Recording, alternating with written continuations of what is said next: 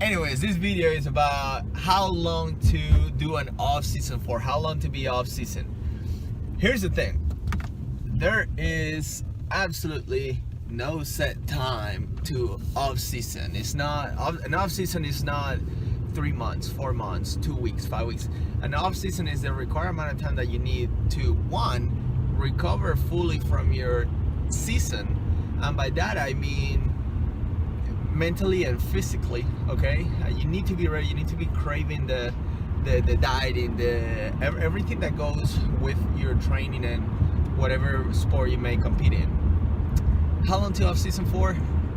Based on your on season, the longer of an on season you have, probably the longer of an off season you need. Make sure if your sport requires dieting down, make sure that you can diet back up slowly and gradually, reverse dieting basically. That way you can get your health markers back up as well, and functioning properly.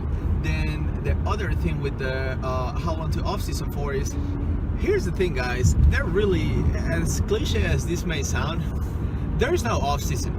You are, unless you were to like completely stop training and doing whatever has to do with your sport, that would be an off season. But at the end of the day, you're always going to be training for your goal, whether there's competitions or not, whether you have a competition coming up or not, you're always going to be an athlete and training. So an off season doesn't have, it's not an off season. You're training, and truthfully most of the time in reality you should be training harder on your off season, because you have a lot more food, you're a lot more anabolic, and you just have the time to recover if you do it properly. So off season, I almost want to call it the on season in a way. Improvement season. Improvement season. Work on your weaknesses. But when it comes to competing, you know, doing the extremely hard work, and when you're 2 weeks out from a competition, it's not the way it goes. You're just creating a lot more stress than your body needs to be handling at that particular time. Not to mention, most likely you're going to be under eating. So once again, there's no off season. It's just eat according to your freaking goals. And I will add that I have to say that all the years of competing,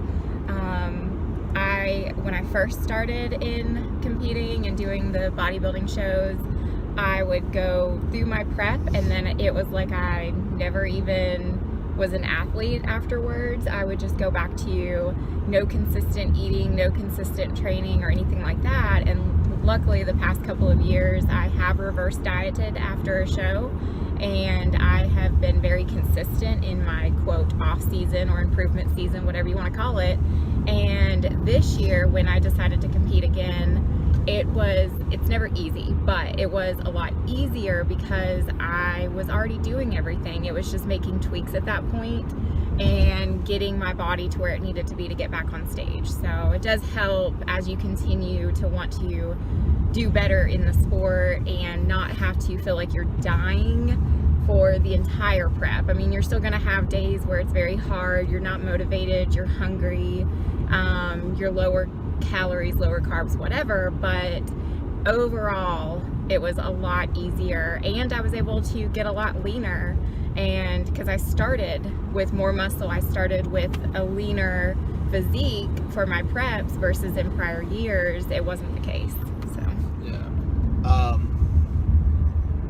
I really wasn't paying attention to what you were saying, but I agree. I was focused right. on her. She happens to be right now.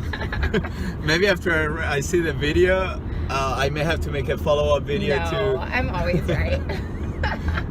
I hope you guys have an awesome off season or improvement season, and just remember, Be consistent. Be consistent and train for your goals. Simple.